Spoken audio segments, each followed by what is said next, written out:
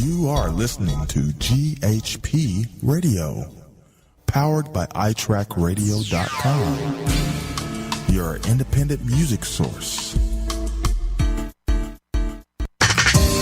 Fresh, new music, right here on the all-new GHP Radio, your new independent music source.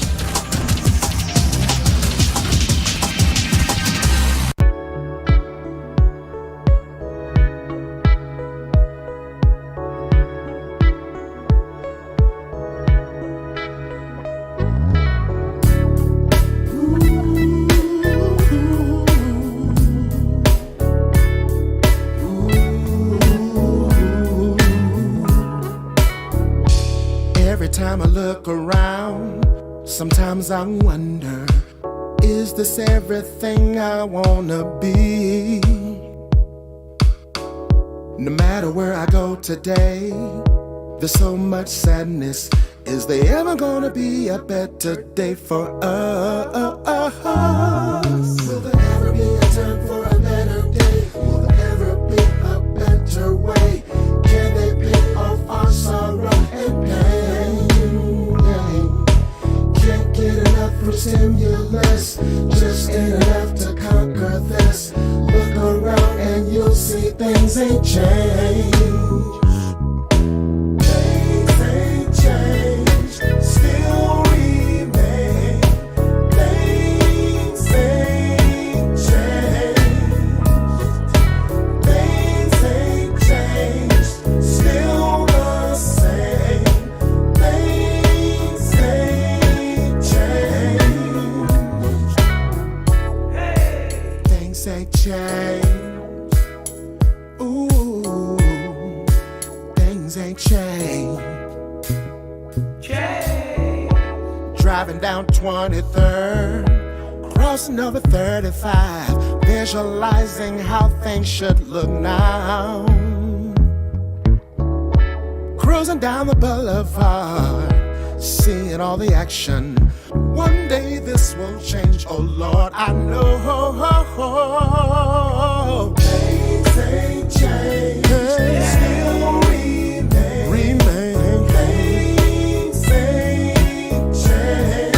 Things ain't changed. Things ain't changed. Well, still the same. Still the same. Things ain't changed. Here we go, yo. All I know is what I see. Reminiscent of Flash in the 80s with the message, but they didn't listen. It's like the jungle sometimes, I can't dismiss it. At 6 in the morning, who's knocking at the door? Waking us up like we've never been before. Just realize it's simple and plain. Things ain't changed. Things ain't changed. Still remain. A better day is coming down. Things ain't changed, still the same. Whoa. Things ain't changed. Things ain't changed. Things ain't changed. Still remain. Things ain't changed, no way. Things ain't changed, still the same. Things ain't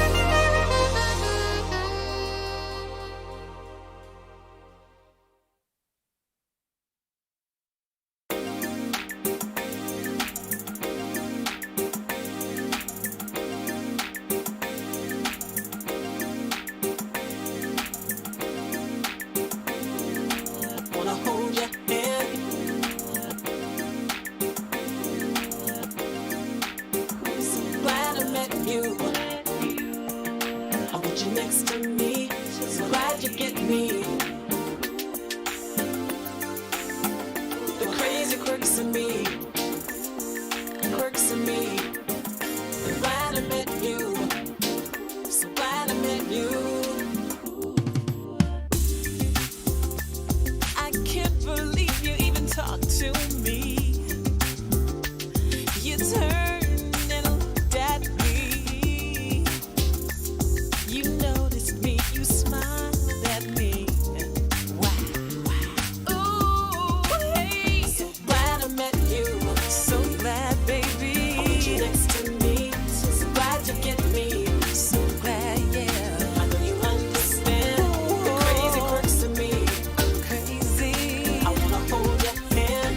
So glad I met you. So glad I met you. So glad, yeah. I know I talk too much, but I just can't shut up. You bring me so much joy, boy. I'm so glad I met you. You bring out the best in me. You make me feel so free to be me. Don't ever go away, boy. I just want you to stay. Glad I met you. Oh, yeah. I want you next to me. So glad you get me. I'm glad, baby. I know you understand. Oh, yeah. The crazy quirks of me. Oh, yeah, yeah. I wanna hold your hand. Oh, yeah. Glad I met you. Yeah. I'm glad, baby. Glad I met you. Ooh, glad I met you. I'm so glad. I want you next to me. I want you next glad to me. Oh, yeah. You understand the crazy quirks in me. I'm crazy, baby. You be my man. So glad I met you. So glad, so glad I met you. Yeah. You know I got to have you next to me.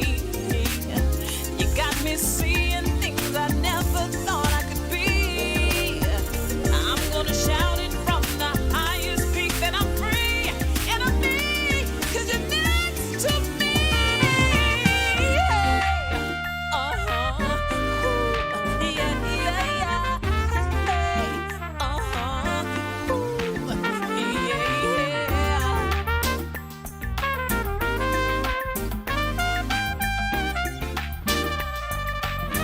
Oh, yeah. I'm so glad, baby. I need you next to me. Oh, yeah. I know you understand me. Oh, yeah. I wanna hold your hand, boy. Oh, yeah. I'm so glad, baby. Next to me. I need you next to me, yeah. Oh, yeah. Oh, yeah. You understand me, baby. Won't you be my man? Won't you be my man? Yeah. Glad I met you. So glad I met you. So glad I met you. So glad I met you. So glad I met you. I want you next to me. So glad you get me. I know you understand the crazy quirks of me. I'm crazy, baby. You be my man. So glad I met you. So glad, so glad. Yeah. You know I got to have you next to me. You got me seeing things I never thought I could be. I'm gonna shout it from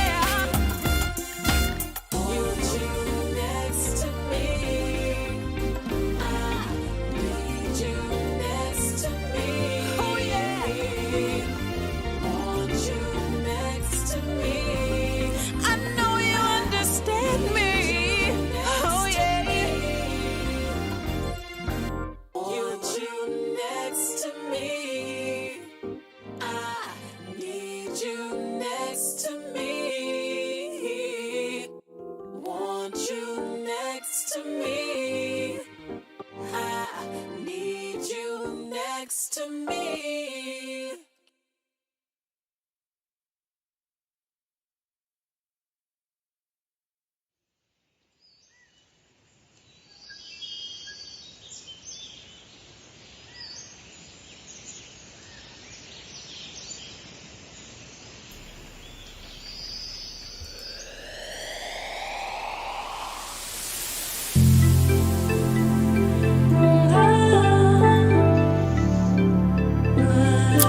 Good afternoon, everybody, and welcome to this edition of the GHP Radio Indie Live Spot. And we're very excited today because we have a house full today, and this is so cool. This is so cool. We have 510 Jazz, and then of course we have some collaborating members.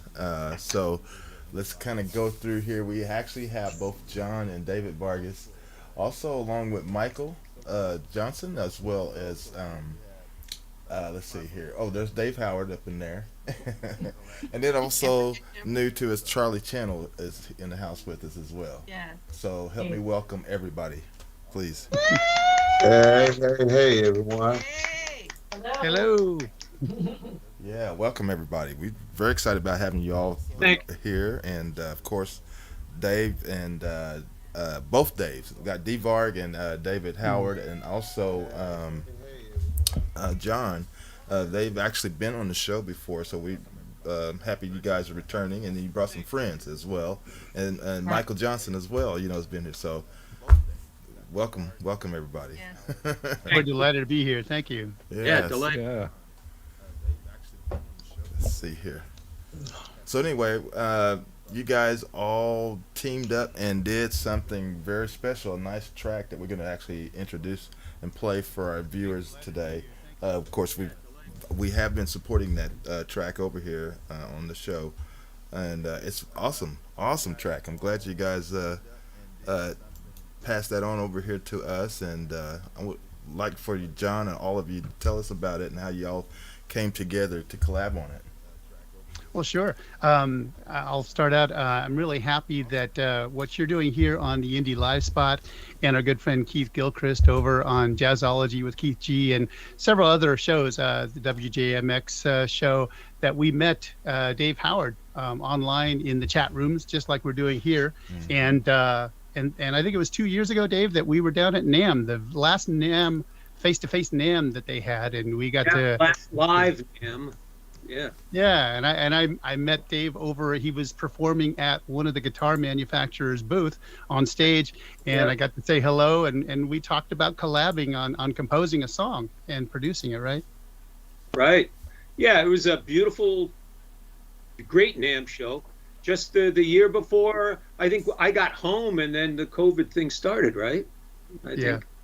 Yeah, it was January 2020, and COVID was March 2020. Mm-hmm. But Dave and I kept in touch, and I put together 2 songs actually. I gave Dave a demo, and then he did a lot of rewrite on the chord progression and everything, and the melodic stuff. And the first song was a vocal song featuring Veronica Timms with Dave on guitar, and the second song, Jetstream, was.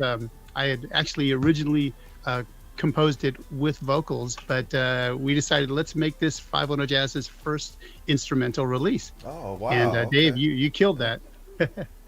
Very cool. Yeah, it was great. I mean, this whole remote thing, I think that everybody's starting to get used to, worked out really well. And it was always back and forth between John, Dave, and I. And that was on the first tune. The first tune, Bossa, and the name escapes me right now, but I forget the title. Now There's No You. Now There's No You. And where are we going to talk? No, let's talk about Jetstream. Jetstream was different, I think, for almost everybody involved. I mean, I had heard a lot of John's music. He gave me CDs at NAMM, right? Yeah, right. Because I have them here. So I got to listen to quite a bit, and John and I talked back and forth. So And then, well, John, go ahead. You continue, and then I'll jump in. Yeah, it has an interesting evolution. Dave, first of all, in Now There's No You, our first release in 2021, Dave introduced us to Paul Davis, superb drummer based in Boston, right, Dave? And just a incredible drummer. And then when we were talking about Jetstream, and Dave laid down an original guitar track, and D Varg there, our producer David Vargas, listened to it and was laying the tracks down in Pro Tools, and we were thinking, boy, it would be neat to add sort of a choral vocal component.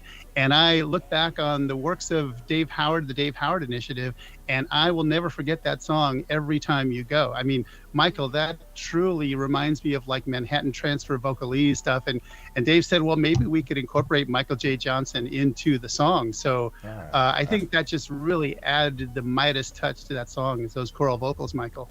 Let me add thank something you. Before Michael talks.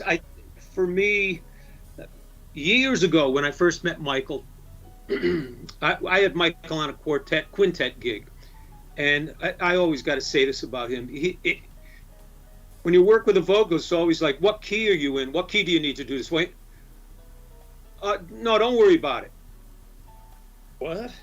You know, and I never had to ask him about a key because he'd always nail it. Yeah. And then doing 2.5 years of duo dates with him, it's like, should we try this tune? Should we try this Beatles tune? Should we try this? Should we try do more jazz tunes? Do a Boston? Do whatever? And he's like, yeah. And I wouldn't. It got to the point where when I'm with him, I don't even ask him what key because he just nails it. Anyhow, when it got to this point, and John and I were discussing it, and we kind of decided what we wanted Michael to do. He said, well, is Michael going to be able to do everything himself?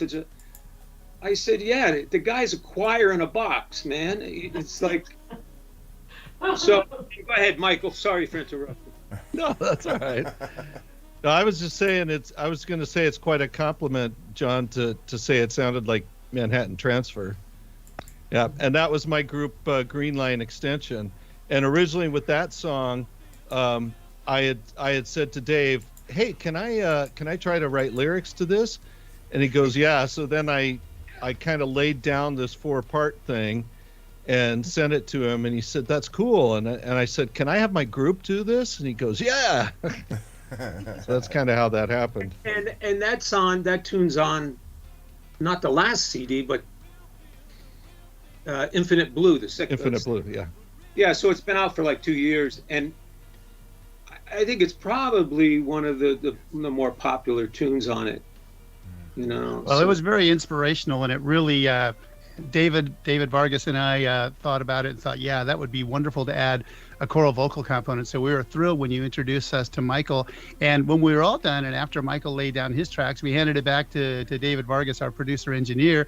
And do you want to speak to that, D Varg? How you put all that together? Before you toss me in, you got to toss Charlie in the mix, because Charlie came before me. Yeah. Yeah, we work with Charlie locally a lot on shows, and also Charlie was in our second album, January 16. He played bass on all 16 songs, and so we thought, let's get Charlie on these 2 songs for 2021. How about that, Charlie? Yeah, well, I guess the best way of starting out is I didn't play for about 40 years. I actually started out as a drummer, and I thought I could make it in music, but I had gotten married, love, and it wasn't going to work. So I stopped playing. I never thought I'd get back. And so about 15 years ago, yeah, it finally happened, and I actually got a job where I could buy a bass that I could learn on. And then it sort of took off from there.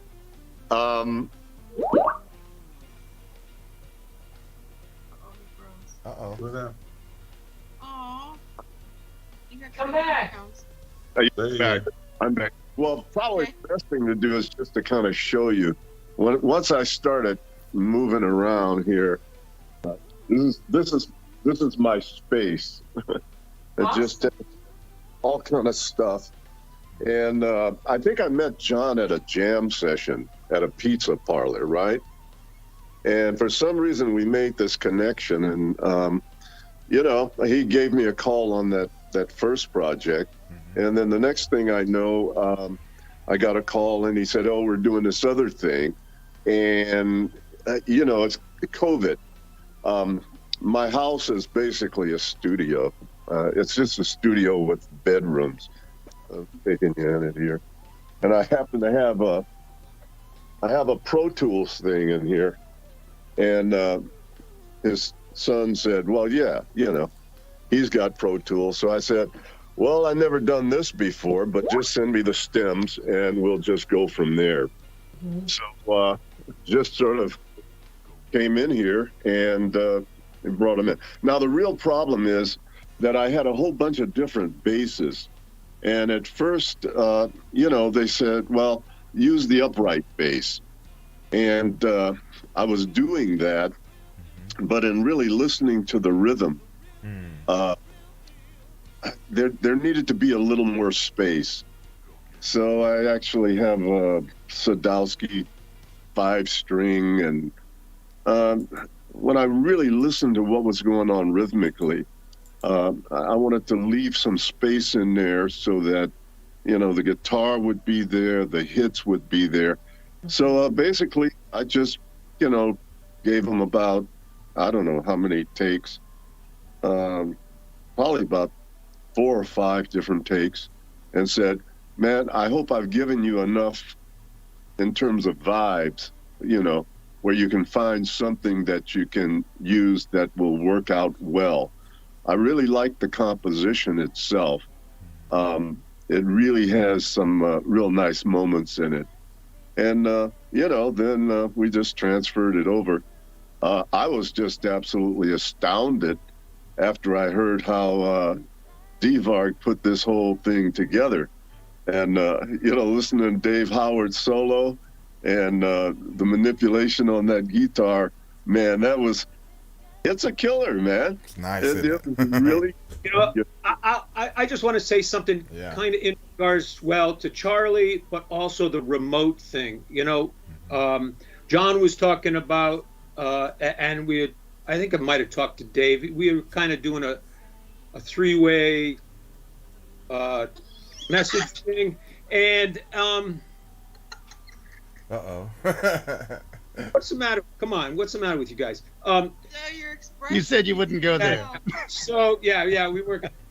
But said, "Dave, do you want to talk to Charlie? You want to?" So this whole thing about being remote, where you're not with somebody. I said, "Yeah, let me talk to Charlie." He said, and then we kind of text back and forth, and Charlie was in the text, and I said, "Charlie, send me your phone number so we could talk." Charlie, how long did we talk the first time I called you? An hour, maybe, hour and a half.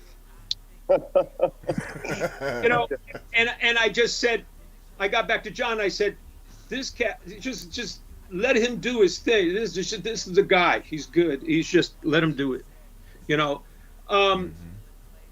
And the whole remote thing is crazy, but it works so well.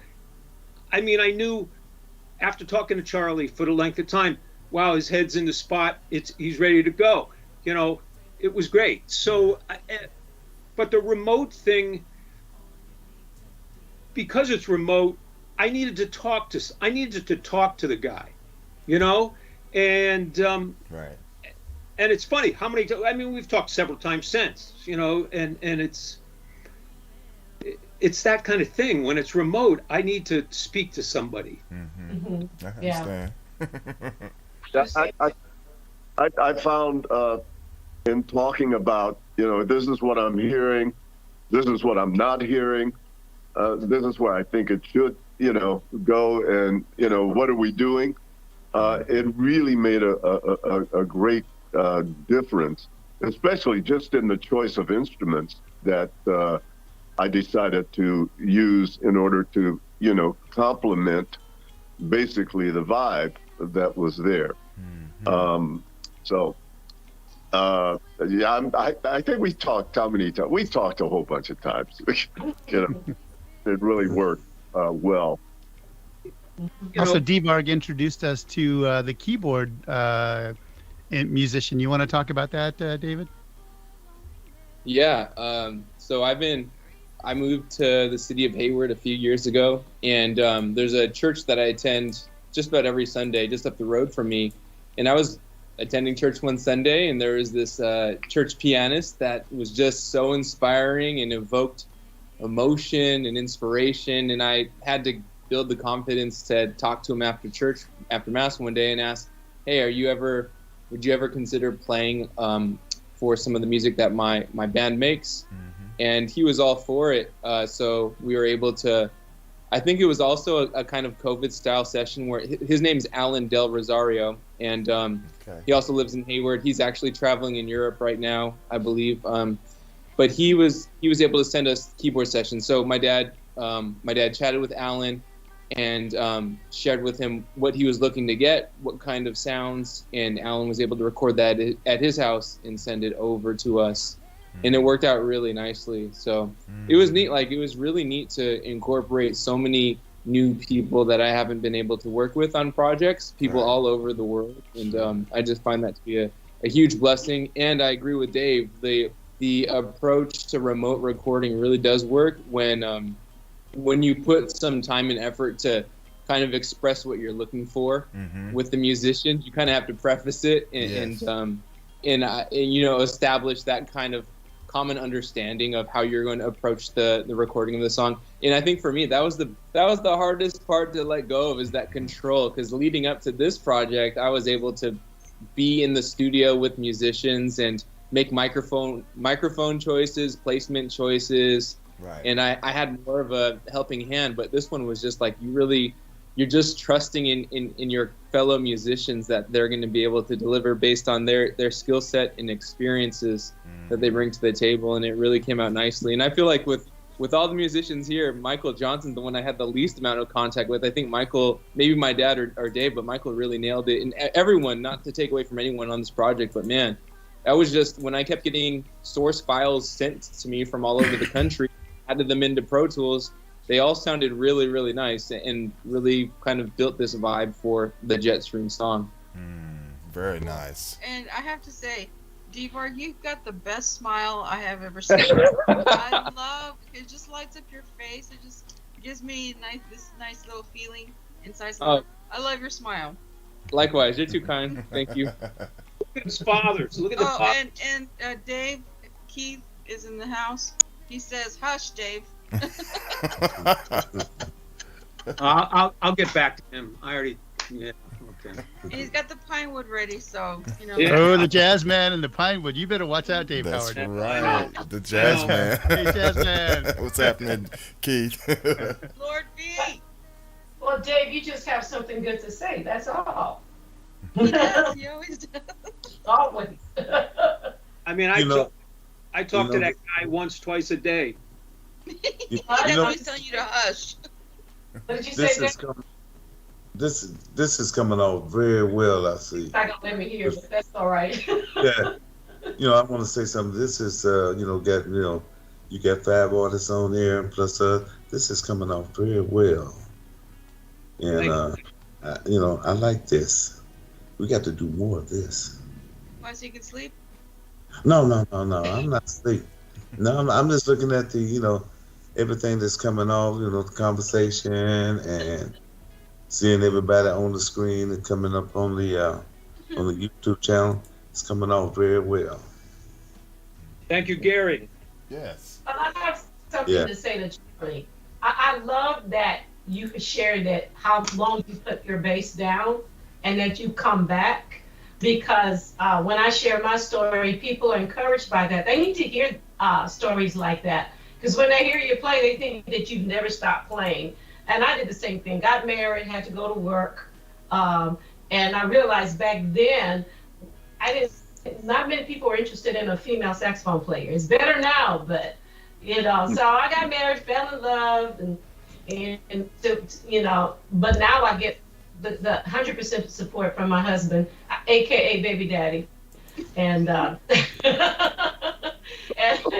And I just love that you shared that. And I think many people just don't understand that you can actually go back to that instrument. Of course, you're going to be rusty, but you can work that out. So thanks for sharing that. But I want to hear more about Michael Johnson. You did the vocal part on the track. Did I understand that right? Yeah, on Jetstream. Yeah. Okay. Yeah, A full and part. Okay. And I thought about trying to get my group involved, but not all of them were set up to record remotely, and so I just ended up just doing it all myself. Awesome. All right. I love this. What do you think, you guys? That seems to be the trend that's going to keep going, where we do remote collaborations, for lack of a better phrase. Absolutely. Yeah, and Michael. The one thing, Michael, I forgot to mention is when you did your choral vocals in Jetstream, it really reminded me of the quality of Take 6. Just really beautiful. The all male vibe in there. Whereas what you did with the Green Line extension in every time you go, that reminded me so much of Manhattan Transfer. But yeah, this had Take 6 all over it. Beautiful job, Michael. Another one of my big inspirations was Take 6. So thank you. Yeah, 'cause on the Green Line extension music, when with your group when doing that, I mean, just the complexities of the harmony was just like mind blowing to me. I'm like, how did they? I was like, there was no way I'd be able to hit all those chords like that. But Thank you. Your group is just amazing. Oh yeah, I mean, I lucked out getting such great singers.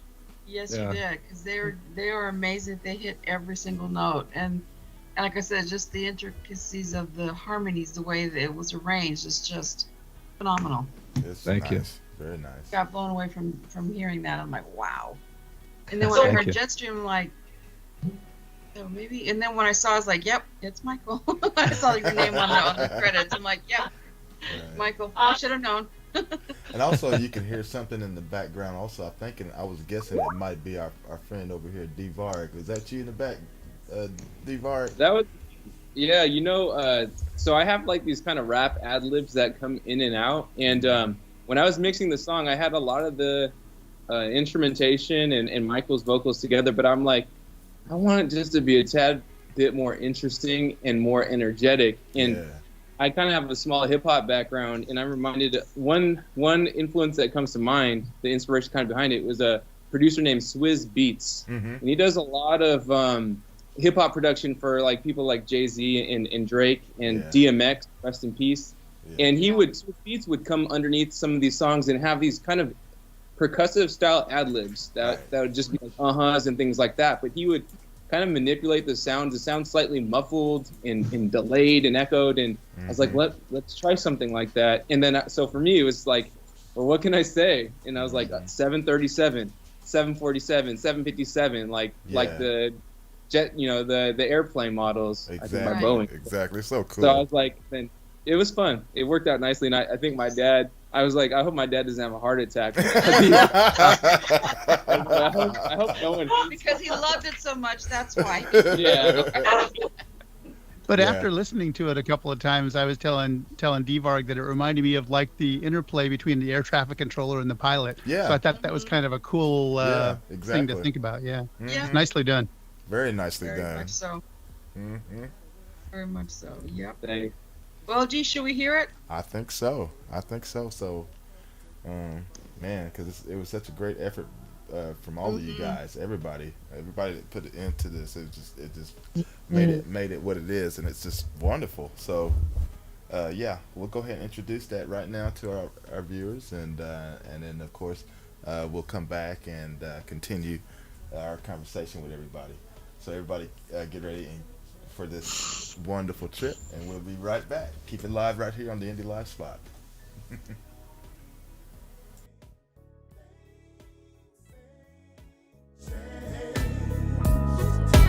Things ain't changed, still the same.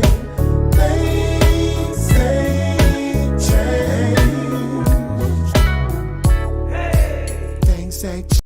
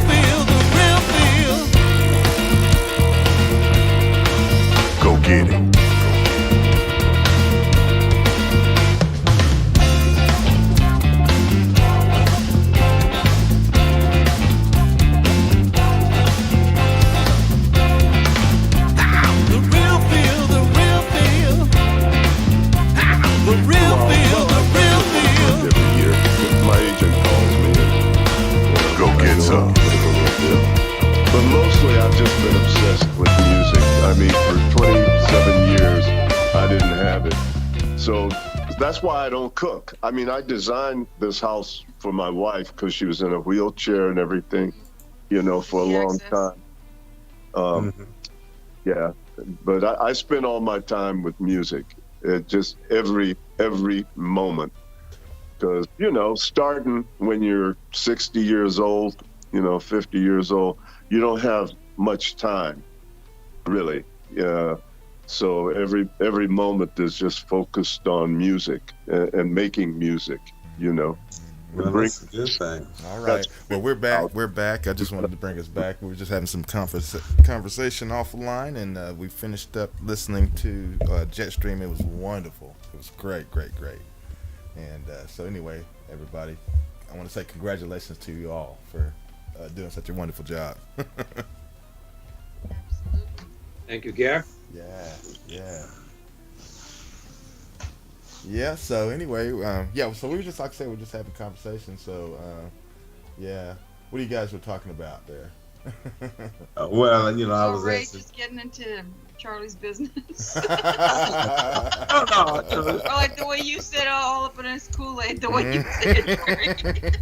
Well, the thing was, I'm looking, as he was walking around, I said, where's the kitchen at? They're cooking in there. All I see is this. So he explained that to me. About why he got instruments in the house and stuff like that. It's just a studio within in the house, period. Because I remember he said, ain't no more bedrooms in here. So I just had to take it a little bit further in there. Just being nosy, basically. So, Joyce, was you trying to say something? You sound like you were muted. I don't know if you were or not. She is muted. Oh, is she? Okay. Yep. I forgot, you guys, because I was jamming on the song, so I muted myself. I love the song Jetstream. See, I hadn't listened to it yet. And I was, after that massive, wonderful introduction from all of you, I'm sorry, guys, mute. I got to hear this song right now. But wonderful, yes, the harmony was great. Michael, yeah, great harmony. I love that. And your feedback, the hip-hop feedback, D-Varg. Did I get it right? D-Varg, yeah. Yeah. That, sometimes it's the tiniest things that adds the best flavor to the song. Like when you're cooking, all it needs is a little bit of red pepper, if you know what I mean. So you put a little bit of red pepper on it, and I thought that was great. I love this song, you guys. Everybody, it's just great. Yeah, and D-Varg is doing such a great job in the studio, doing his mixing and production and everything, and just want to give him some kudos there for that, man. Yes. Yeah. Thank you all. Look, come on, Grammy. Come on. Exactly. Yeah. And We're waiting on that, back, Joyce. Yeah. Going back real quick with John and D-Varg, I still love this January 16th CD, and I love the title track. I'm still so in love with that song, January 16th. It still gives it just like, every time I hear it, I still get all verklempt. That just because after you lose someone like that, and you know that kind of a loss, what it feels like, and it just touches your heartstrings. You can't help it. And when you hear her voice at the end, it's just like I'm done. So I just had to say, you guys, I just love that. I still love that song very much. So. Well, I got excited about hearing the real feel after Jetstream. Oh yeah. Gotta hear some Dave and some Lord V. The jazz man is in there too. Which tune? The real feel, right? The real feel. Yeah, yours, Dave. Everybody knows. And I sang on that too. Yeah. Did you? Wow, I didn't know that. Awesome. Everybody knows where the title came from for that, right? You told us in an interview, but maybe somebody missed it. So why don't you say it again? Yeah. Then we'll talk a little bit really quick about that tune. Well, I was walking through. I was walking with the guys from Guru's Pedals, where John met me at NAMM, Kiko, and we were walking through a street. We walked through this piazza area past a bar, and there was a machine outside, and he was looking for cigarettes. I said, "Why don't you just get him out of the machine?" He said, "That's not cigarettes." So I looked at it, and it wasn't cigarettes. It was a condom machine, and I saw the real feel, and with that, So funny. Like I really Morphe just went no. and then it's interesting because just this last time I was in Italy, back for like 3 weeks here, I passed a machine and I saw him again, the real feel. So I had to take a picture. So I'll send everybody a picture later. But You're not supposed to tell people that. yeah. So but I told it before. I told it before on the air. Yeah. But the whole thing, recording Keith's part and Michael. I thought that was Keith calling. So we were. I was at Michael's studio, and I just said, "Mike, I need something in there. Could you do the Mike Johnson, James Brown thing?" And he said, "What?" And I said, "Just do and he nailed it the first time. He figured out what he was going to do, and he just nailed it the first time. And we decided where we wanted it. And then I said, how about if I get Keith to kind of do a thing, because of his voice, because Yeah.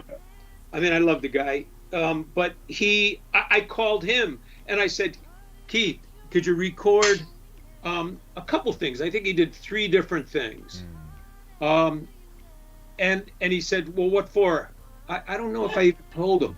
And so he sent them back within, I don't know, Mike, what was it, like 15 minutes? Yeah, it was pretty quick, and then we just dropped it in. Within an hour, we had all that business done. Wow. And that tune started out, I forget, I wrote part of it, and then I decided to put in that 16th note thing, and always. Oh, just a 16th note thing.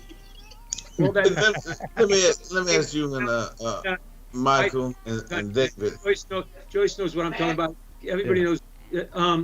In the band, I would bounce stuff off of Michael a lot. I mean, a lot of it was, and when we're in the studio, it's like we need something here. Now let me ask you something here. When Keith dropped those drops in, did he use auto tune? Oh, will you stop? No. No, sometimes when I'm talking to him on the phone in the morning, I ask him to put on auto tune, but now it's Pinewood time. Yeah. But he nailed it. He nailed it. Yeah. And in fact, I've been talking to him about something new. Ooh. Which we can't talk about right now. So, but good, because I got something to say, Dave Howard. One of your songs, I just love. What I think it's Michael J. Johnson did is in the Carla Bly song "Lawns." That vocal that's scatting along with your guitar is exquisite. Yeah. Thank you. That was kind of the same thing. We were at his studio, and I think I was getting done doing maybe a guitar track. This was pre-COVID. Yeah. I've come over during COVID, right? No. Yeah, I have. But the same thing. I said, Mike, can you do something here? Do something. And obviously, I did hear lyrics to this tune, but and there were a lot of guitar things, little nuances that he just nailed. So, Mike, you can talk now. Good. Worked out well. And that was, how long did that take him? 45 minutes or 30 minutes, and it was done. Yeah. I mean, so it was easy. It's pretty easy with him. You know, it's even doing duo gigs. It's like we'll look at each other. Do you know this? You don't know this tune, and you know, I know the A section, know the B section. Well, yeah, okay. So gets to the B section, he does it. We get done, and we go, "Wow, we should have recorded that." You know, yeah. But it was that easy. It's easy. We can always figure out the ending together. Like we don't even have to say anything. Yeah. Yeah, endings. I don't know if it's yeah, we both just listened. Endings were pretty easy. I mean, we did a lot of vamp when we played live. We would listen, and it always seemed to work out. You know, we'd look at each other. Wow, nice ending. And sometimes maybe it wasn't even that nice, and it'd be like, yeah, it was a different. I know about those. Yeah, you know what I'm saying? Oh well, we'd look at each other and go, "We're gonna get out of this tune, okay?" So you guys are in sync, then it sounds like. Yeah. Very much so. Yeah. How long you two been working together? How long have I known you, Mike? I'd say 10 years. At least 10. I'd say 10 years. Do all the Berkeley stuff. We were originally office mates at Berkeley. Okay. And that's how we met. And then I moved to another building, and then Michael got to that building. Did I get to that building first? Yeah. I think we both moved there at the same time. Yeah. But I was in a studio with a fireplace, and it was. Did I enjoy that time? I guess so. But Okay. no more. But yeah, we had worked together. I had worked Michael's pop group with the vocalists, which was great because it took me a little bit out of my box and all the vocalists, and it was very cool. I mean, this guy he plays piano, but he plays bass, he plays guitar like insane. Thanks. And he has this thing down. He's an insane rock player. I mean, it's stuff that, yeah, he's great. So, Michael, you know the entire rhythm section then. Yeah. But, you know, I'm not a very good drummer though. My growing up, my brother's a drummer, so I never really had to learn to play drums. Okay. But I don't know, this may sound crazy, Michael, but I was trying to figure out who does he remind me of? And it was Bob James. Yeah, he is getting that Bob James thing with the beard and stuff. I mean, he's always kind of had the beard. He's had different versions of it. Mm-hmm. I just thought I'd get it out there. Thank you. You know, when I first saw Charlie, I'm going, man, he's got that Ron Carter kind of. Yeah. Got a vibe going. Yeah.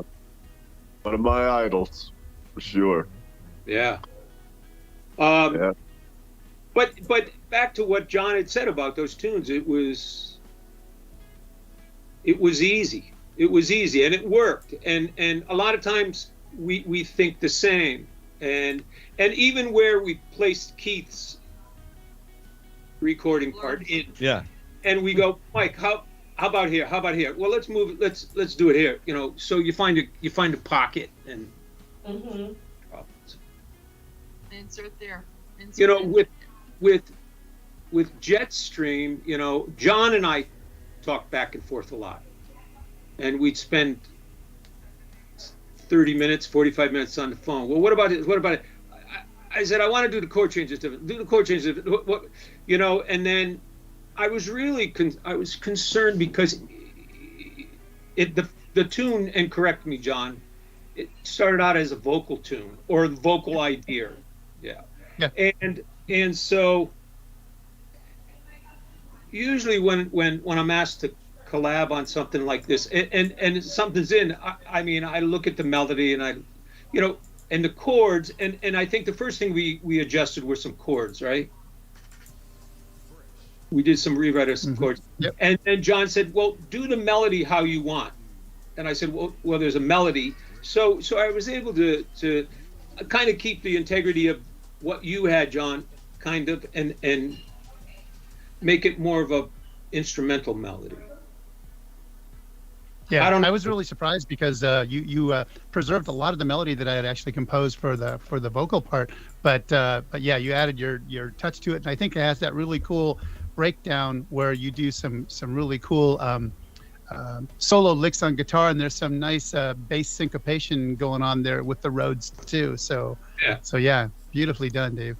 I mean, and talking to Charlie, I think Charlie, when we had talked, I said, well, this is what I'm going to do. What am I going to do? This is what I'm going to do. And I can't remember the order of what, if I did the guitar parts after Charlie had the bass part in, right?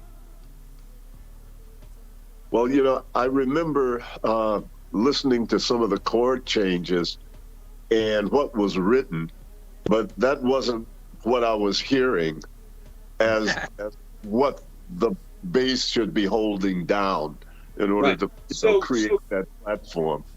Yeah, so there were a lot of versions of charts floating around. Mm-hmm. You know, so John and I would talk, and I'm saying, John bar so and so, I'm changing this. So there, I'm sure, and John, I imagine, say the same thing. There were levels of what tracks I had laid down and what was written and all that. Mike, did you? Michael got a chart on this, obviously, for placement. Yeah. Okay. And I put in my hacked choral vocal attempt there, which probably looked pretty childish, but boy, you did such a beautiful work there. Oh, thanks. No, I mean, you know, and John, you gave me great instructions, and with the choral vocal thing that you put in there, it gave me a good framework to do stuff, and yeah. I think everybody has to understand what John gave us was a basis, and for me it was, I imagine more than the others, John and I talked, and he said, well, do this, you know, I want to make it a smooth jazz kind of fusion thing. And so I was always, which I do when I collaborate with somebody, always back and forth. Well, is this what you're looking for? Is this what you're looking for? And I could do more of this, I could do more of that, less of that, you know. So, but I think we came to a good level of it, you know. And I think it was a real precedent setter for 510 Jazz to enter into this instrumental space. I mean, I tried to enter this in the Grammys in an instrumental category, and the proctor came back and said that this isn't truly instrumental because it has some of these ad-libs, but still, it's more it's more smooth jazz than a lot of our other songs because it's so instrumental. So it was a real learning experience for me to work with you, Dave, on composing something like this that was not purely a vocal song. And I definitely think we want to release more tunes like this in the future that are heavily instrumental or completely instrumental. I think it adds a nice balance to our repertoire of 41 songs now. So, so let me rewind just a little bit, because you had some background vocals, let's call it. Grammy kicked it back and said this is not truly instrumental. So when it's instrumental, they want no vocals, even if it's just a gentle, oh, that's interesting, because I still consider it instrumental. Yeah, I'm surprised, just like what Joyce said, the little amount of, maybe they said, wow, what has he got, like 6 vocalists here? But it's 2 bars, Mike, right? And they'll kick it back. Yeah. Okay, that's interesting. But I have a question about, you know, how back in the day, everybody went to a recording studio. Now, and you pay studio time and whatever you pay your musicians. Now, for me, I know it saved me a ton of money to do remote. How do you feel about that? And do you think this may affect recording studios, that they may lose work, we have less of them, or anybody? Give me some feedback on that. Well, I would think that that people will still need real recording studios for mixing. Okay. You know, because not, you know, like a lot of people now have home studios, but not all of them are really finely tuned for things like mixing. Right. You know. But and I think also you'll still see recording studios for, like, for instance, with my group, when I do rhythm section stuff, I try to bring them into a studio so they can all play together. It's just, you know, it works better, and that's something that you can't necessarily do in a home studio as much. I mean, I think Charlie can in his, but not everyone has. Is Dave Vargas still here? Dave. Yeah. Yeah, you know, I think for me, the real engineers here, because I'm not an engineer, are Dave and Michael, and Gary, but the whole remote thing. I mean, for me as a player, I love being in the studio because there's that back and forth. Joyce, you know what I'm talking about. You know, all that. The remote thing, I really worked on that with Oddly Reed in the tune on my CD, where I really tried to make No Boundaries sound like we were in the studio together. Yeah. And it's more of a musical phrasing thing, but yeah, I mean, the studio thing and getting an engineer to, you know, you play something and the engineer how was the sound? Did it, you know, you can do that at home, but yeah, there's certainly an advantage for being in a studio where you, for instance, when I did my first CD, was in a recording studio, and the engineer said, you can do better than that singing, so I'm going to go take a break, and I want you to really put it out there. So that was a quick exchange as opposed to sending me an email, you do this, and I go back. In other words, in a studio, you can take care of things immediately. So that I do understand. Right. But there's some advantages of doing remote as well, especially if you don't have the budget to pay for all this. So it's an option, a good option. But I agree with you guys. It's nothing like being in a studio because, the reason why I like remote because I do better playing live than the studio. Studio, I feel like I'm in a box. Okay, don't move. You can't sway over here with your horn because I'm so animated. And so in the studio, I have to, okay, all right, this is not right. Too much of this. And when I'm on the stage, I can move like a wand. I can walk. I can, you know. So it's just hard for me in the studio. So I think mentally, I have to, but now since I've done enough of it, I'm a lot better. But in the beginning, it was horrible. I was like, I gotta check, Joyce, stop moving. Yeah, well, if I could interject, I mean, the reality is that real sex is always better than virtual.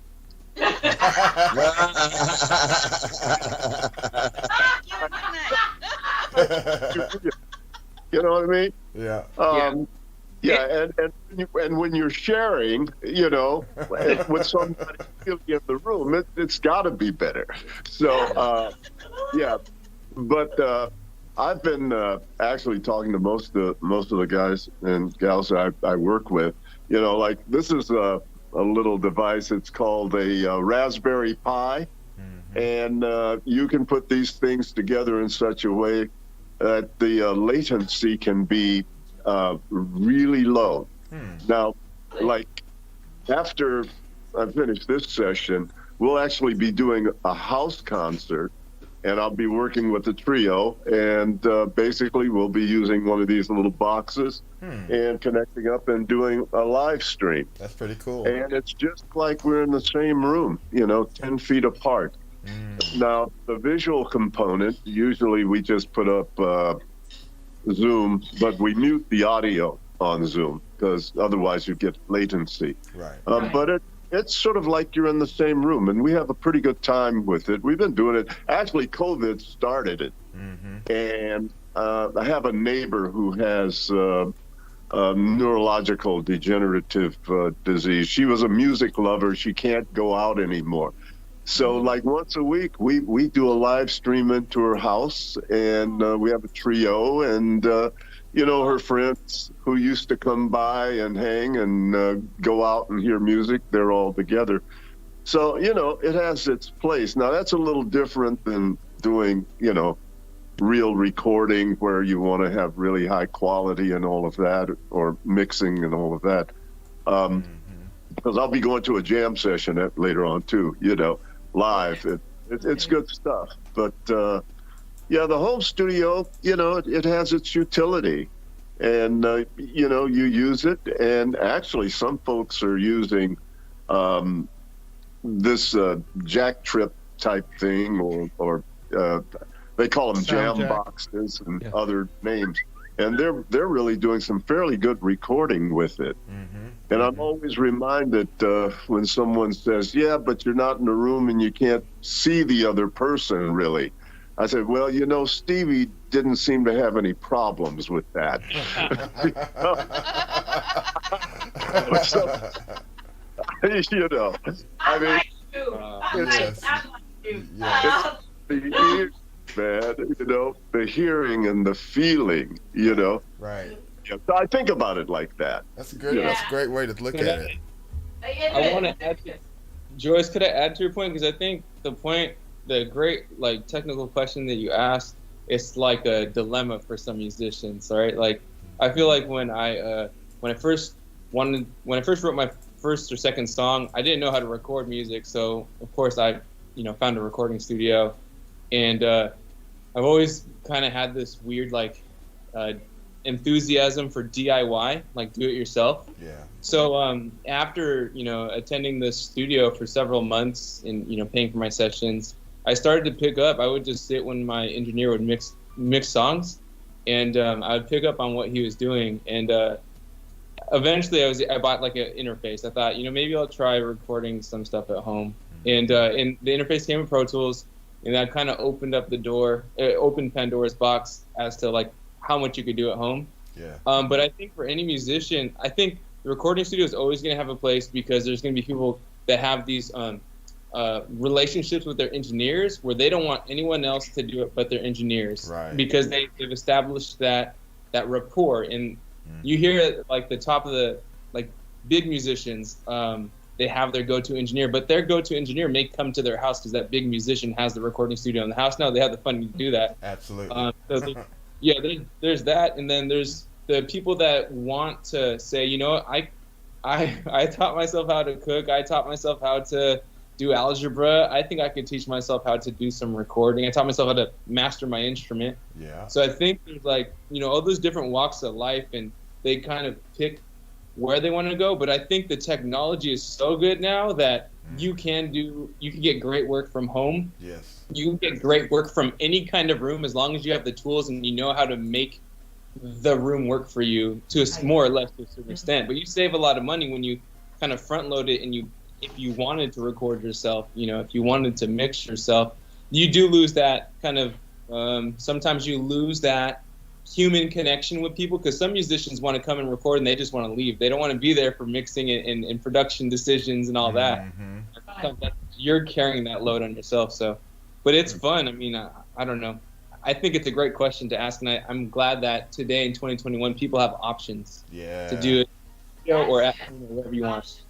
Yeah. And I also think both of you actually hit the nail on the head, because especially when you're trying to do overdubs and things like that, it's just it's just a lot less pressure in your own studio. And so that's one of the things, and I see vocalists do this all the time. You get these great singers, but then they get in one of those recording booths and they got the engineer yelling at them, and they seize up. Yeah, you're right. It's just a lot less pressure if you can just do it kind of in your own studio. So yeah, and you don't have that pressure behind you, like you said. It's just, right.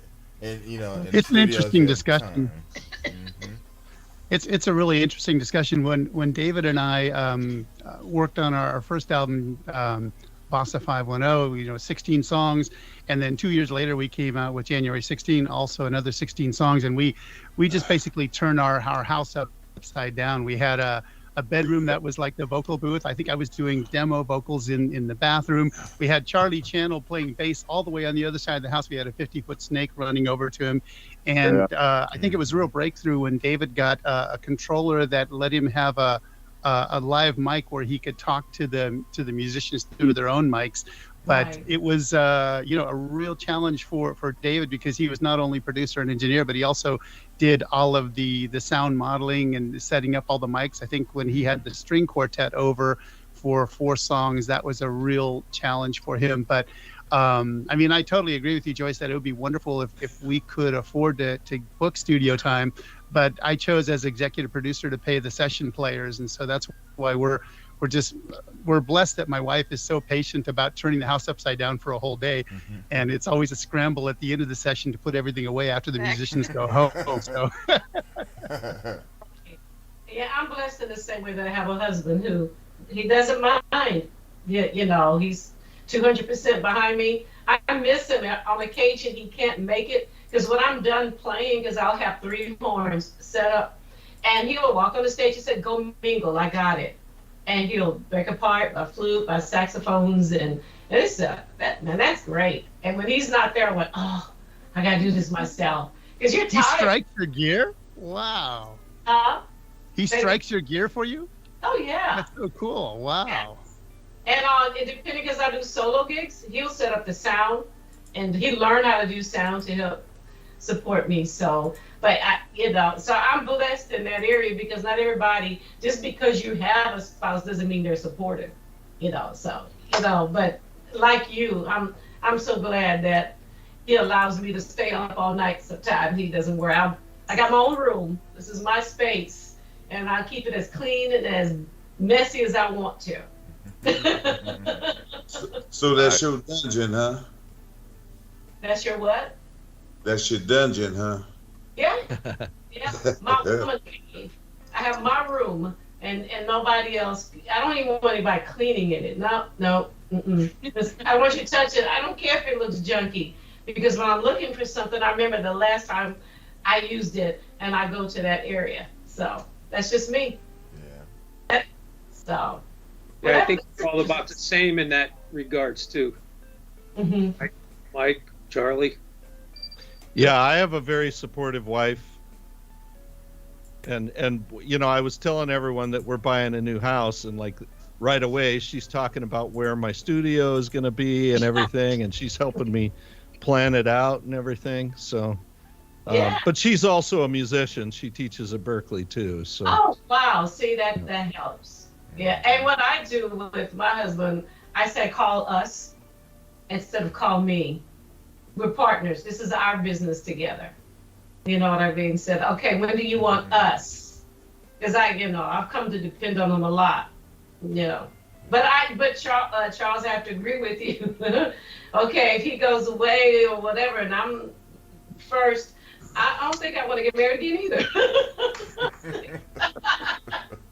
As much as I love being married now, it's something about starting over again. It's like, because we've been married 38 years now, so I just can't imagine starting over again with anybody else. It's a training session, so it's all about training again. You see, you make it sound horrible though, Matt. Training. Training session. Wow. Come on, Gary, help us out here. He's talking about training like we're some dogs.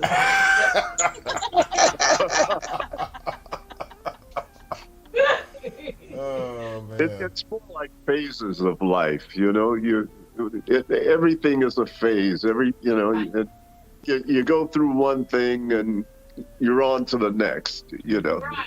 I think add that you're not. It's like, why would a woman almost 50 years old want a baby? You know why? Because she never had any. Now me, I had my kids, I'm done. Right. But so I think that's what it is. When you've already had it all, you're satisfied. It's not like you say against it. You're just satisfied. You don't, you've had it. You're happy. Well, one thing, for as marriage go, if you get to squabbling and stuff like that, but you never go to bed angry. And that's how you keep it moving. I don't think I made it that perfectly, but at least we were better the next morning. Well, that's what I'm talking about. I'm just being real. I like that 49 years I was married to mine. Oh yeah, we squabbled, but yet and still, but we didn't go to bed angry. Period. Next morning it's all pleasant. We can talk about other things and keep it moving. Yeah. Real. Perfection is overrated anyway. I see Charlie steady moving his head on that issue. Huh?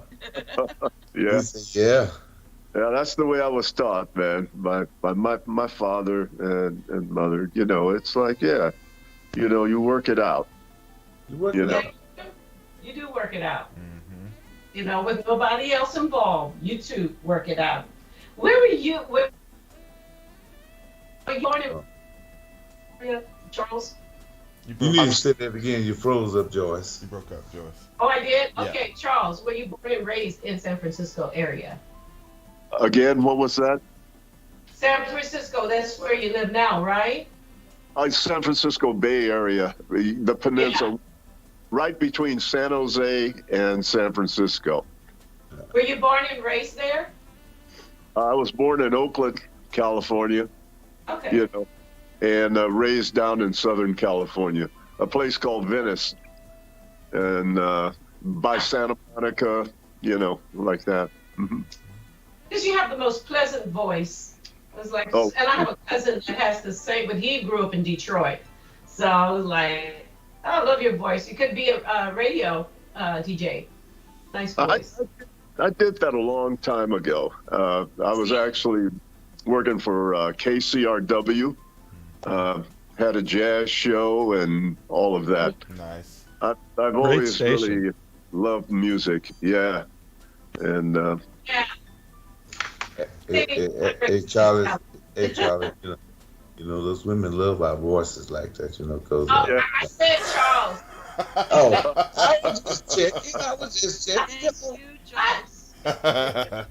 They love our voices. They love our voices, huh, Charlie? Yep.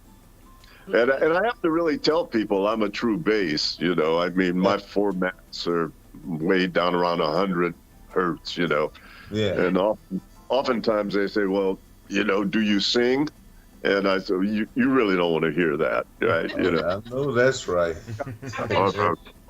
It turns out to be. I could do an Isaac Hayes type thing, but. Ooh, I would love to hear that. I love me some Isaac Hayes and Barry White. Yes. Well, hello me. Chris, are you ready? Let's go. That's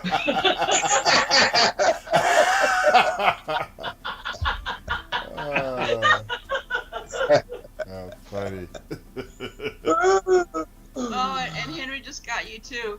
Ray sticking in on the compliments. Yes. Thank you, Henry. Yeah. Who's in the chat room? Huh? Who's in the chat room? I don't have that up anymore. Can we do shout outs? Yeah, please. Do it. If I missed anyone, sorry, because it's kind of hard to keep up now. But this is the list that I made of the people that were in the chat room. We had Jazzy K. Ward, Gia Hyatt, hi Sissy, Colleen Keithley, hi Colleen, Robert Lee Balarama, yay, and we have Jessica Single from Tanzania. All right. Yeah. Still awake. Thank you. We had Rosetta, let me see, Fungus. Yeah. Rosetta Fungus. Okay, Fungus, all right. Marilyn Ford. Hey, Marilyn. That's Lord V's cousin. And Henry, the Mixman Mixin, he's in the chat room. Heidi Tan is in the chat room. Our other songstress in the chat room is YJ, Yvonne J. the other birthday girl from November 10th. Thank you, Scorpio. We have John the Saint in the house. Haven't seen him in a minute. Yeah, John. and John the Saint. Yeah. And we also have Lord B, Keith, Jazzman. Oh. Uh-oh. And, oh, look who just popped in. Hello. My ninja, David McLaurin, is in the house. And also we have Westbound. Westbound? Mm-hmm. All the way from Germany. From where? Germany. Germany, okay. I think he's from around Munich area, I believe. Yeah. Or correct me, Wes, if I'm wrong on that one, because I thought the last time I heard was around Munich. So. Okay. That's what's in the house right now. Yeah, welcome everybody. Yeah, thanks everybody for tuning in today. We appreciate And it. nice to everybody here. And also the ones that are just anonymously watching and not in the chat room. Yes. Thank you. Yes, and please don't forget to click the thumbs up there and subscribe. And subscribe, yes, and hit the bell to that way it'll let you know when we go live. Yeah. Let's grow this thing. Please, so we can get some sponsors. Yes, sponsors. Gary. Yes. I have a question for you. Is this the first time we've had that many guests at one time? Yes. No. Yes. Well, No, not really, but I mean, since we had the option to show them all at once. That's what I mean. Yeah. Yes. I think it worked very well, and I love your graphics and jet streams. Was it with an S, jet stream or jet streams? Singular. Singular. Jet stream was playing. I love the graphics there. That was really cool. Cool. Thanks. Well, back to you, Gary. We've been hogging, so you need to chime in. No, yeah, you're doing just fine. I'm just keep making sure everything stays He's in running. order. Stays in order, yeah. So, yeah. He's the tech person. But, See, Gary's the one. Go ahead. Well, no, since I am here. Why you put me on the spot? Yeah. So, no. So what's in store for next, guys? I mean, all of you. You have separate projects getting ready to happen, or do you have projects together again, or what's? I mean, we could start anywhere, but.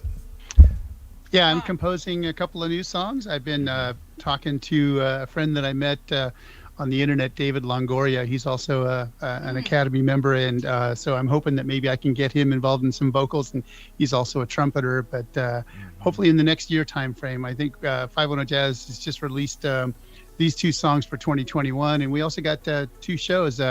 David Vargas got us a couple of shows, one at a housing development in Hayward and one at a BART station in San Francisco that we just finished. So, but yeah, I'm looking forward to a couple of new songs for 2022. Oh man, awesome. Cool. All right, next. Charlie. Yeah, I've been working with a not-for-profit organization here in East Palo Alto called East Palo Alto Center for Arts. And for some reason, I don't know, I've been teaching kids.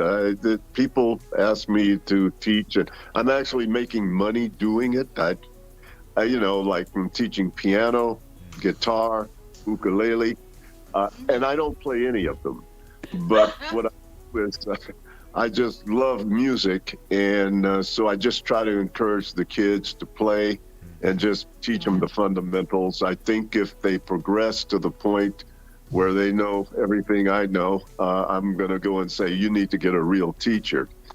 Outside of, I gig as often as I can. I got a gig coming up tonight. And doing this online real-time work. I've worked with a couple of groups. And so we get our rehearsals in, practicing, and just continue to advance. I mean, my goal is to try to become a better bassist and a better musician. And so, every morning, that's what it's about for me. Nice.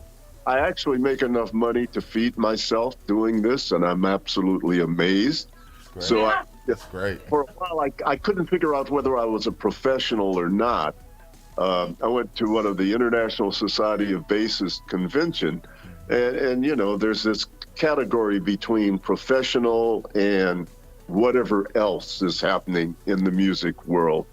And I finally said, well, you know, if I'm paying for my gas and feeding myself, I guess that's real, you know? Real. So, yes, sir. hey, that's where it's at for me on a daily basis. And listening, and I'm just so happy to have met John. Now I've met all of you other artists out here, man, and it's just wonderful to live enough life to finally say, okay, yeah, let's make some music. You know, that's what it's all about. It's all about the music, really. That's awesome. Are you releasing your project now? Your single or your album? You know, I have, you know, written probably about 10 tunes and stuff like that. And I mean, I got a keyboard and a loop station and all kind of other stuff. I don't know. I've been thinking about it. But I've got a little bit of distance to go still before I feel, you know, comfortable with putting stuff out there. But, well, you got these other cats here with you. Yeah, right. They can help push you right along with it, with your project. You need to do that, man. Oh, you know? I'll keep really that. Need to do that. Yeah. You have a great network. That's what it's all. Well, thank you. Thank you. I really appreciate it. Don't wait too long now. I don't have much time. I'm going to be 77 in 3 days. Wow. Well, congratulations. Hey. I'm saying don't wait too long. Wow. I know you. No. Another Scorpio. Yay. Yeah, another Scorpio. Look good to be 77. You look good to be 77. Yeah. Yeah. Awesome. Yes, yeah. Doing great. So early happy birthday. Yeah, I'll be 73 in February. All right. Yeah. I love it. Yeah, man, I'm telling you, I ain't stopping. I'm keeping it moving, baby. I'm keeping it moving. What about Dave? The John Handy story. Okay, here's the John Handy. Yeah. So I hadn't played, right? And I finally got a bass, and one of my neighbors, he brought a saxophone by, and he says, well, I play saxophone.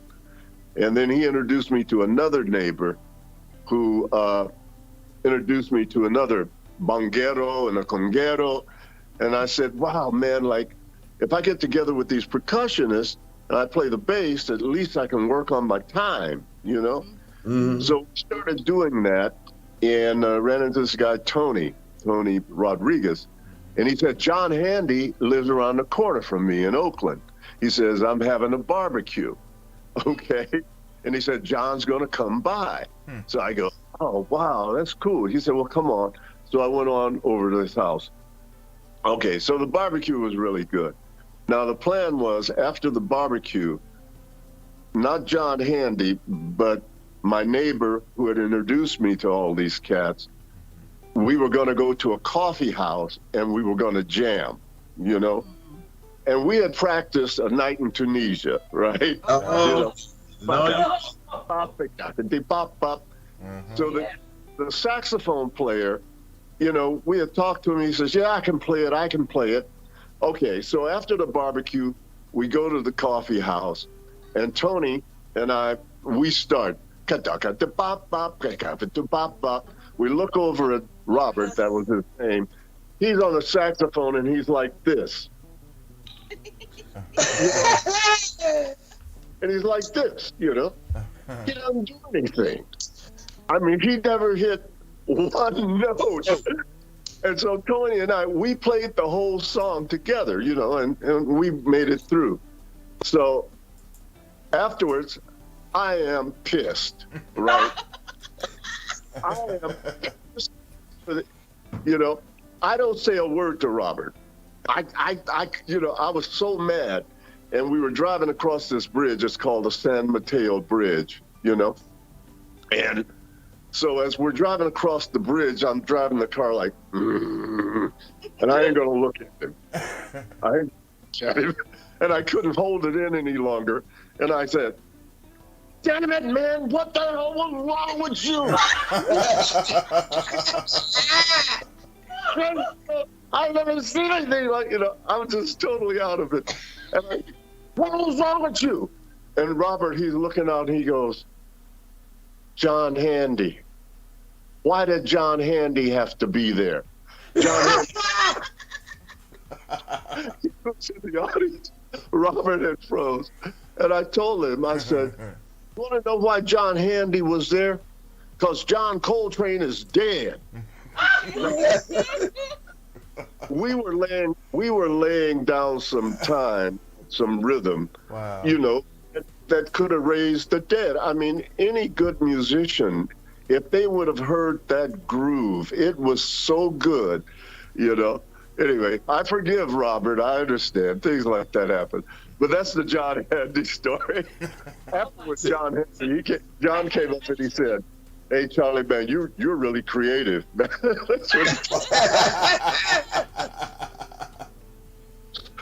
He said they just froze, huh? he totally froze, man. Totally Oh, froze. that's wild. That's wild. That's That wild. was You fucking know, it can't affect you because I told somebody, I said, if Gerald Albright is ever in the audience, just don't tell me. And don't let him sit in the front row. I don't want to know. Tell me afterwards.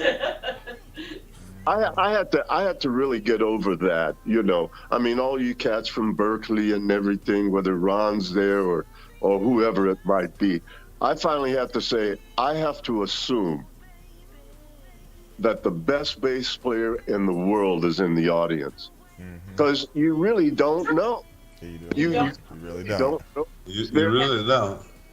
And I have a saying, always give your best, no matter if it's 2 people, 200, 2,000, because you don't know who's in the audience. You know? You have to get used to not comparing yourself, Exactly. Yeah. Everyone's on their own path. Yes. Yeah. Right. Very important. That's And Ray, Mm-hmm. Henry was asking a question in the chat room, or saying a statement. He says, "Ray Mac going to do a Papa Smurf solo project?" Well, if I can get these fellas to back me up, I would. And then also, and then Keith goes, "You He think? said Henry, you fellas. think?" No, I'll get them to back me up, and I'll do it. All right. So who did we miss? We got Charles. Oh. We got D-Bard, he's muted his. Yeah. So can I go next? yes, Yes. please. Yeah. So so my group, Green Line Extension with an X dash tension, we were starting to work on our next album when the pandemic hit, and we had just recorded all of the rhythm section tracks, and so that's what we're going to hopefully do now that we can start getting back together again. So that's really my next project, is to try to get that thing finished. I've written a bunch of arrangements, and I want people to hear them. Yeah. So Very good. And while you're on that, please, because I'm looking at the clock, so also please tell everybody where they can follow you, and if you have like a website, your social media sites and things like that, where they can keep up with your work. Oh well, yeah. So my group one is glxmusic.com, and then my personal as an artist is michaeljjohnsonmusic.com. Okay, very good, very good. And I'm on the Facebook and Instagram and all that stuff. Super. Yes. Charlie, what about you? Do you have any websites that people can contact you and keep up with you? Charlie? Charlie. Oh, Charlie. Oh, my website, just Charlie Channel, one word, charliechannel.com. Everything's there. Politics, everything. Yeah. You'll even find some, one of the tunes I even wrote and played and all of that there. But, just one word. All right. Okay, cool. John? Yeah, 510jazz.com. And we've got the links to the social media sites there as well. And all of our music. We have a 510jazz.com/listen, so you can listen to all of our songs there. Cool. Dave? David Howard Music. DavidHowardMusic.com is the site. And there's 3 Facebook sites: Dave Howard Initiative, which is the band. There's a Dave Howard, then a Dave Howard Music, which pretty much Keith takes care of most of those. There's a lot of them, that one at least. Then I'm pushing out the last 2 tunes, or we're pushing out the last 2 tunes on Next. And I'm in the process now of getting tunes over to 4 horn players in Italy to start a project with some European guys. I still have a lot of tracks in the can that I'm going to work with. I want to redo 2 tunes that was on Souvenirs, but completely different than, and these are older tunes. And 2 tunes that were done with the Joe Perillo Ensemble, which was pre any of my leader CDs, or the 3 leader CDs. Trying to play live. Everybody knows. Well, most of you know I just got back from Europe and played 3 dates over there. I'd like to start playing more over there. I'm looking for a house over there. So, okay, nice. Yeah. So there's been a lot going on. So it's good, and playing more live here, so, and just staying out of trouble. Good luck on that one. I know, right? Yeah, I believe that. Yeah, and everybody knows it's going to be a year in December. I've been retired, so I think I'm just starting to get into this, just starting to understand what it's like. Joyce, we could talk sometime. It feels pretty good, doesn't it? About collaborating. Yeah, it feels really good. I mean, it's very strange. I mean, it's really weird. I mean, I love it. It's I don't know how to. You don't know how to pen that. You really don't know how to pen that one out. Yeah. All right. Yeah, let's get D-Varg in there, please. Yeah. Okay, D-Varg, talk about your social media connections. Oh, thank you. I'll keep up with you, and also because you've got your own rap music as well, so. Yeah. Oh yeah.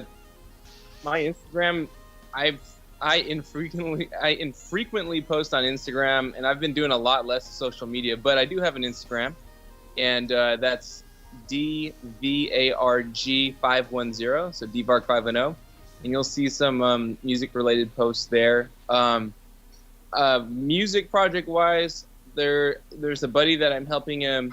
A buddy of mine is a CHH or Christian hip hop rapper, and he's asked me to help record and mix his album. So it's 2 EPs, and we're in the process of recording that right now as we speak.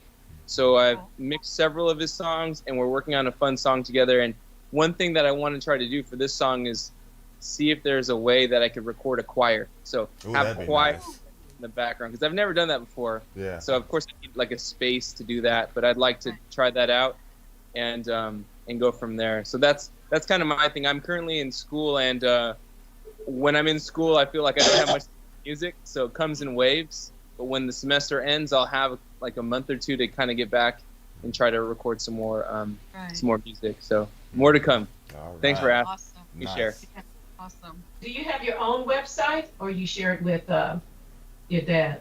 Just shared with my dad right now, but that's probably another project I want to work on, is having my own website so I can direct people, even if it's just simple, like a contact form and some of the music I've made in the past. I know how important it is to have that, so I definitely need to get that done. Thanks, Joyce. Also, I don't know how many of us have Bandcamp, got Bandcamp too. And pretty much all the streaming sites. So I would just like to say I think everybody here should keep in mind of the collaborative thing, and John get going on some other stuff that we could all do. So it would be cool. It'll be fun. Back to you, Chris. Y'all need to keep this group together here. Yeah, we'll get Joyce in there too. Yeah. Yes, please. Look. That's why he said he'd talk to you later, Joyce. That's all right. This is what we did last time. Mm-hmm. I'm easy to find. So I was saying, well, I couldn't find your phone number. I'm all over the internet. So I'm easy to find. Cool. I got you. Okay. Didn't I send you my phone number, though? I thought Yes, I did. I think you did. Got it. Okay. All right. I want to thank Gary. Gary, I want to thank Gris, Ray, Joyce for putting this together. It's always great to be within this group. You guys know how to do it. I mean, it's always fun and relaxed. It is. It is fun. Well, Just love you guys. Love you guys. Thank you. We really appreciate it. And, Yeah, we appreciate that. and we enjoy having you guys come on. Yeah. Absolutely. It's been a blessing for us. I think Gary, Yvonne J in the chat room there introduced us to you. So we can't thank you and Grizz and Joyce and Ray Mack enough for inviting us back. Oh, Yeah, Yvonne was just on a thing that I just did with with Josh Michaels. oh, So nice. she was very so. Cool. But anyhow, That's our sister. hi.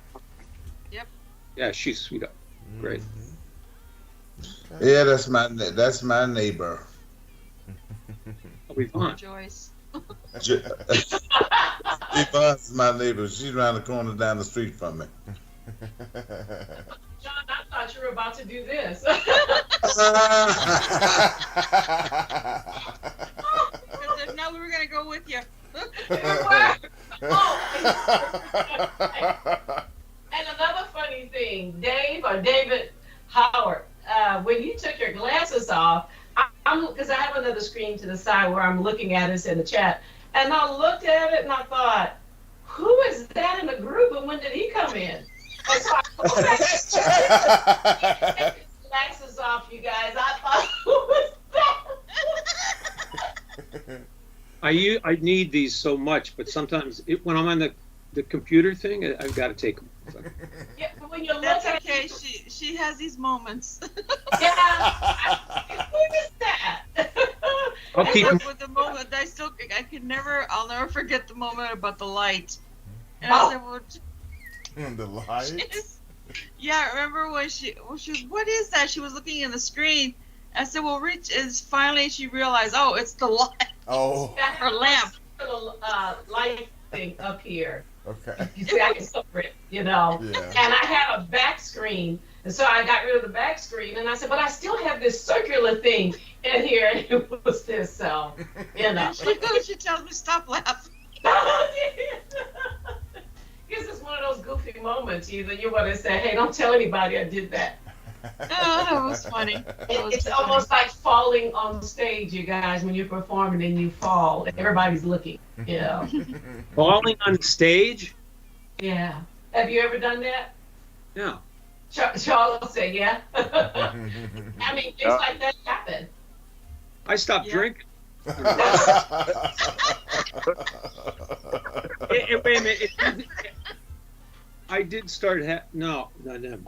I think the worst thing for me that can happen on stage is your monitor goes out. I'd rather fall than not be able to hear myself, I can make a fall into part of the show. Hey, did y'all like that? Did I get any claps or something? But when you can't hear yourself and you play a live horn, it's not like a keyboard. It's going to always be in tune, no matter how you press it. But not live horns. I don't imagine, what are guitar players, bass players? Is it important for you guys to hear yourselves? Do your strings get out of tune? Oh, yeah. Yeah, Michael and I could talk a little bit about, we played a place in Cambridge, Mass, and it was always cold. I guess I was the only one that complained about the cold, but the guitar wouldn't stay in tune. And usually Michael was next to me, so I'd look at Michael and I'm like he'd be able to help me keep the guitar in tune. Well, my bass wasn't necessarily staying in tune either. Yeah, so it worked out well. When we went flat, we both went flat. So But when you use a keyboard, it doesn't work as a keyboard, electronic keyboard. You Yeah. have to focus on that keyboard, everybody, because they can't change. So Yeah. that's why I tell people extreme cold and heat, it's just going to be just hard. I've got so sharp, I think I was like a semitone off when I switched horns. And I hit the first note, and I had to drop my horn. I was like, "Whoo!" I pulled on, and problem. I don't see that with the heat. You have it with, you horn players have it with the heat. I mean, over in Italy, I played gigs at night. Played gigs at night, 85 degrees, and certain guitars, depend on the guitar too. But I got a couple workhorses that I look down on the guitar and my arm's sweating and the perspiration's going on. That kind of thing. That doesn't seem to bother me as much as the cold. Mm-hmm. Those of you that know me, what Michael knows, we played this gig and we'd set up near this window. I say, Mike, you sit on this side near the window, please. Yeah, I'm not as sensitive to the cold as Dave is, so I would be a shield. No, I feel your pain. Because when I dropped my horn, I didn't care if the audience were looking at, I couldn't keep going being that far off pitch. So, and I just really pulled it out, hoping that when I came back, it was enough. And it was. And I told my husband, I said, that was so embarrassing. He said, well, the good thing about it is that it happened after you played a few songs, so they already know you could play. And, when you switch horn and one sits in the sun and you come back to it, that's what happens. So that's why you doodle before you hit the first note, a light doodle in the intro, so you can see where you are. Breaking strings is a big thing too. I mean, I don't break a lot of strings. I do, depending on the guitar. Gary knows this. The guitar out of tune. Michael knows. I mean, and then you either have to, if you got a guitar that the other strings stay in tune, that's fine. You play on the other strings, but and that could be challenging, but depending on the tune. Mm-hmm. But if you're playing reggae, it doesn't matter, right? You want to be a little, tense. All right, G, back to you. Okay, well, I guess we're gonna wrap this thing up, and I want to just tell everybody we really enjoyed the conversation today with all of you, and appreciate each and one of you coming through today and hanging out with us. And then also I'd like to just wish you all success in what you do, and have a great upcoming 22. That's coming up next. I can't believe I'm saying that I know. already. I know. mean, it seems like we just started 21, but but anyway, thank you everybody, and we look forward to you guys coming back at some point. Don't be a stranger, and it was also a pleasure meeting you, sir. I'm sorry. Charlie. Yeah, Charlie. Charlie. Yes. Oh, thank you. Yeah, absolutely. And feel free if you have anything you like to come on the show for anything, just keep us posted, please. And that's about all I have. And I want everybody to have a great weekend, and be safe out there wherever you doing or what do you have plans for the weekend. And then also please come back and tune in next week. Griz's gonna fill us in on what we have in store for next week's show. And again, I'd like to thank all our friends in the chat room, and then also people watching. Just thank you, and we appreciate your support. Okay. thank you, Gare. Thank you, Gris. Thank you, Joyce. Thank you, Ray. Yeah. Thank you so much, guys. Yeah, thanks everyone. Thank you very much. Thank you. It's been a pleasure having all you cats on, on this show. This is really the first to having these many people on, and it came off very well, G, very well. Yeah. And like I said, we have to do more of this. But y'all have a nice weekend. Be safe out there. Do what you need to do, and See you later. Bye. Bye. I tell you guys, what a boatload of experience and wisdom and that we had here today that I totally enjoyed. You guys, nice to meet Michael for the first time and Charlie, last name Johnson, for the first time. I really enjoy that. And Charlie, while your voice is amazing, your speaking voice, I go back and do some radio again. You know what I mean? It's amazing. I picked up on that. I was like, wow, that voice is awesome. So again, thank you guys for being here. I really, really, really enjoyed everything that you poured out today. I know that everybody, the listeners did, but I appreciate you so much. The best of success to all of you. You're so amazing and talented. Yes. Thank you, Joyce. Yeah.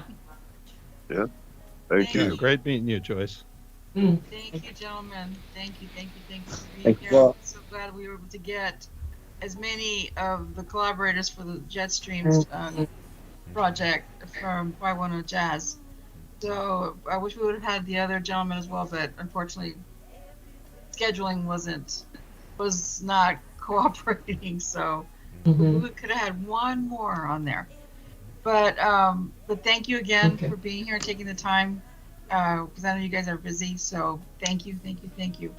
And as everyone else has said, much success on your upcoming projects. I want to thank everyone that tuned in anonymously. Thank you for joining us and for supporting the gang in the chat room. Love you guys to the moon and back. Thank you. Thank you for supporting and for showing up and giving us, showing all the love. Thank you. Means more than we can, tell you. Yeah. Next week, please join us. We haven't had this gentleman on for quite some time. Cannot wait to catch up with him. He's actually in the chat room as well. He is Robert Lee Valderrama, so we cannot wait to get him back on the show. All right. And I know Ray's gonna be excited because he's gonna probably get him to, or going to be asking if he's going to do us again on animation. How do you know? How do you know I'm going to ask him that, Greg? Oh, please. Like, I don't know you already. You were constantly pestering him about it. Jeez. Anyway. I thought I was pretty good. And I really thought I was pretty Lord, good. Here we go. And it sounded pleasant. Ego has stepped into the room. Ego has filled the whole space. Here it comes. Well, one thing I do have to say, he did stay awake the whole show this time. So yes, he did. Congratulations, Ray. Thank you. I'm so proud of you. Yeah. That's what happens when you don't get in that garage before you come on the show. But anyway. We'll leave it at that on that. Yeah. Well, I just want to say, Ray, have a good trip. Ray, have a good trip. Yeah. I definitely am. She had gave me a call to make sure all my tickets is everything squared away. So, man, I'm set. I'm set. Okay. Charlie, I wanna before we go off, I want to get your number when we go out. I want to talk to you about something because you're teaching kids. All right, thank you. Okay, may I finish my closing? Yeah, go ahead. Thank you. Have a great weekend, everyone. Be safe out there. See you. Ciao. All right, everybody. Ciao. We'll see you next week, everyone. Take care. Ciao. Oh. You muted?